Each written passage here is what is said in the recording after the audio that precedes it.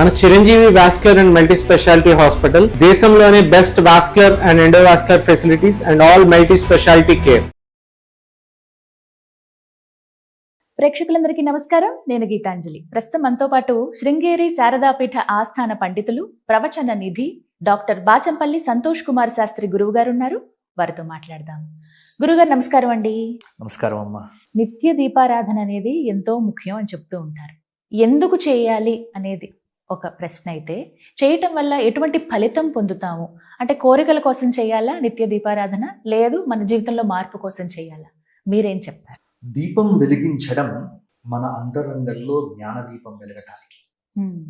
బహిర్గతమైన దీపం నీకు జ్ఞానదీపం కావాలి. దీపంలో ఉండే రహస్యం ఇది. ప్రతి పూజలో దీపారాధన ప్రారంభమవుతుంది. మొట్టమొదలు చేసేదే మనం దీపారాధన.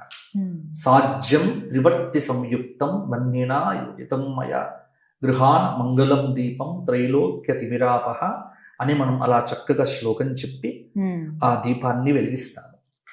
ఇది భారతీయ సంస్కృతి. ఎందుకంటే జ్యోతి అంటే సాక్షాత్తు తామగ్నివర్ణాం తపసా జ్వలంతీం, దుర్గా సూక్తంలో అక్కడ వెలుగుతున్నటువంటి చైతన్యం అంటే ఆ చైతన్యమే దైవం. మొట్టమొదలు దీపంలో అగ్నిని వెలిగించి ఆ చైతన్యంలో భగవత్ శక్తిని దర్శిస్తాం. పూజ మొదలయ్యేదే చైతన్య ప్రభావాన్ని వ్యక్తం చేయటానికి.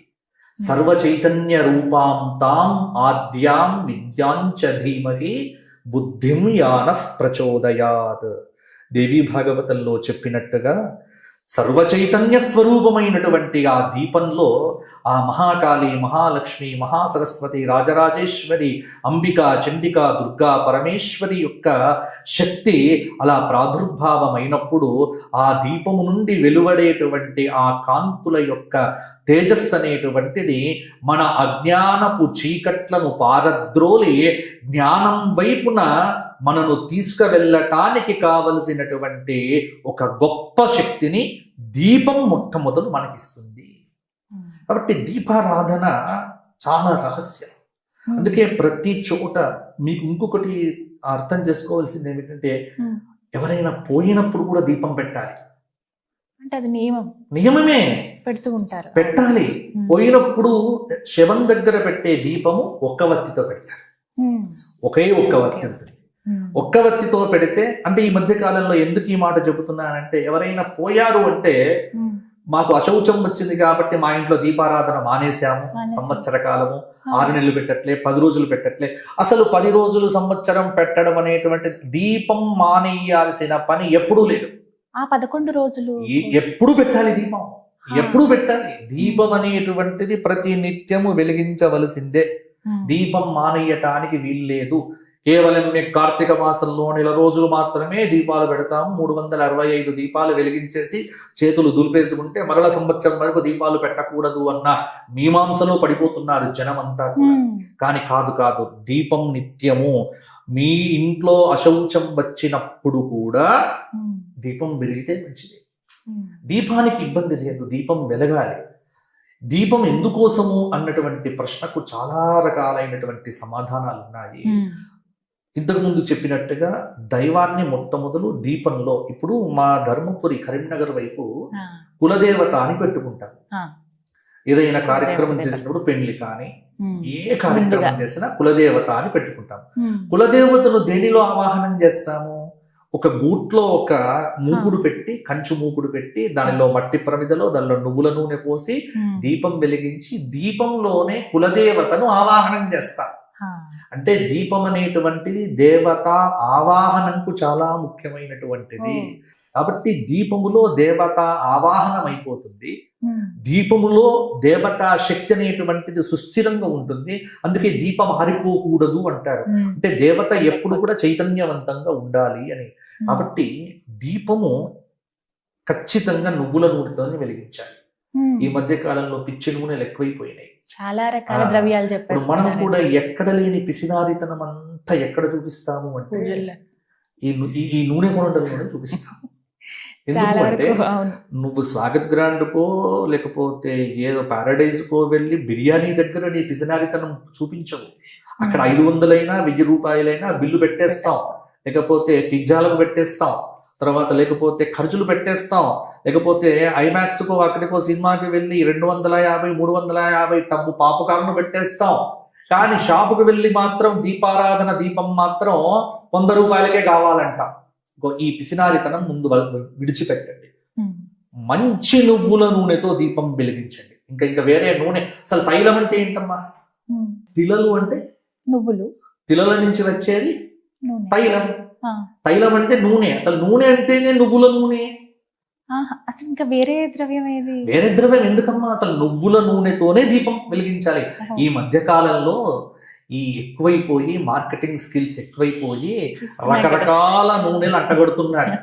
ఈ నిజం. నూనె పెట్టండి, ఆ నూనె పెట్టండి, ఈ నూనె పెడితే ఇది వస్తుంది, ఆ నూనె పెడితే ఇది వస్తుంది. ఇవన్నీ మనకు నూనె గుడ్డటానికే.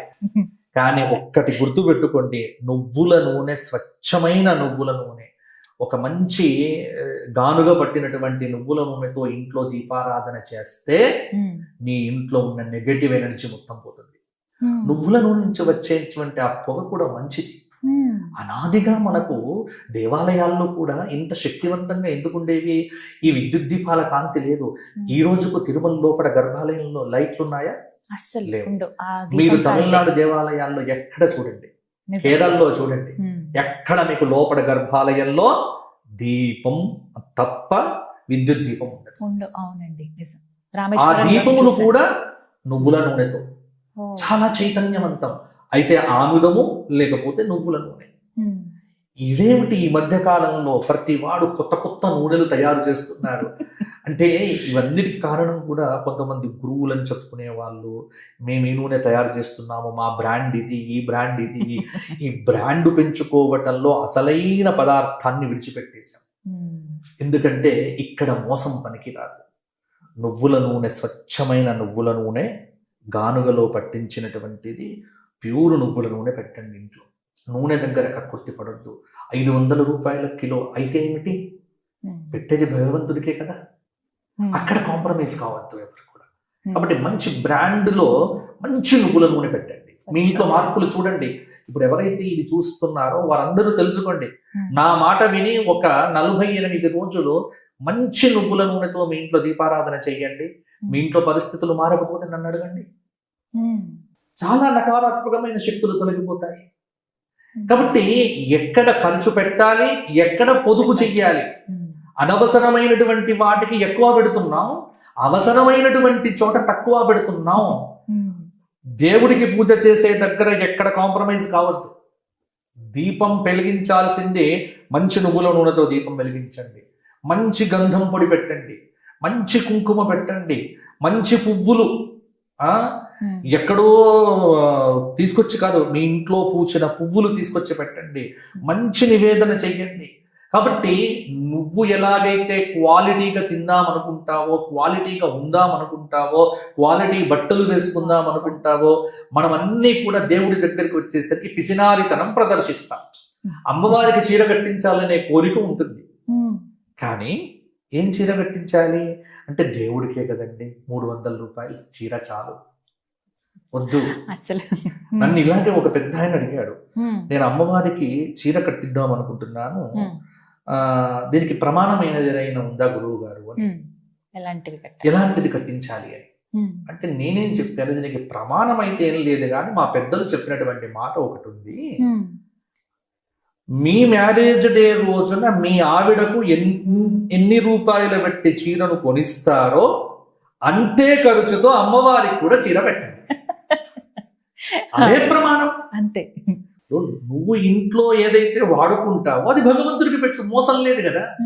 మా ఆవిడకు నేను ఒక 10,000 రూపాయల చీర కొందాం అనుకుంటున్నాను, అదే 10,000 రూపాయలు అమ్మవారికి పెట్టు చీర. అమ్మవారికి మాత్రం 1000 రూపాయలు, మా ఆవిడకు మాత్రం 10,000. ఇక్కడే స్వార్థం.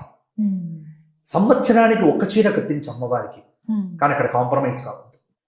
దీనికి ఇంకా ప్రమాణం ఏం లేదు. గుడిసెలో ఉన్నవాడు వాళ్ళ ఆవిడకి ఏ చీర కొంటాడో అమ్మవారికి అదే పెడతాడు. పెద్ద మేడలో ఉన్నటువంటి వాడు అంతే. ఇంకా దీనిలో వ్యత్యాసం అనేది ఉండదు.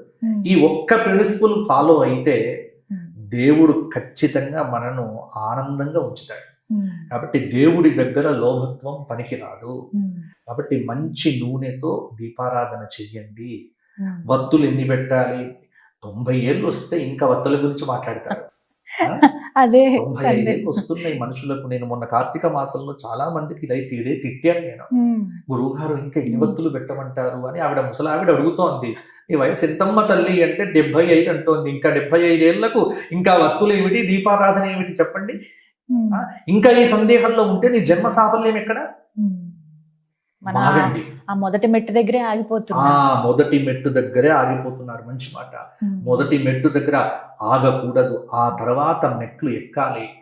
మోక్ష సోపానములు ఇవన్నీ కూడా ఒక్కొక్క సోపానం అధిగమిస్తూ వెళ్ళాలి.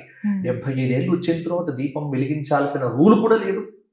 ఎందుకంటే నీకు లోపల జ్ఞాన దీపం వెలిగిందంటే బయట దీపం వెలిగించినా వెలిగించకపోయినా పర్వాలేదు. కానీ లోపల దీపాన్ని వెలిగించే ప్రయత్నం చెయ్యట్లేదు. వివరించారు గురుగారు. ధన్యవాదాలండి.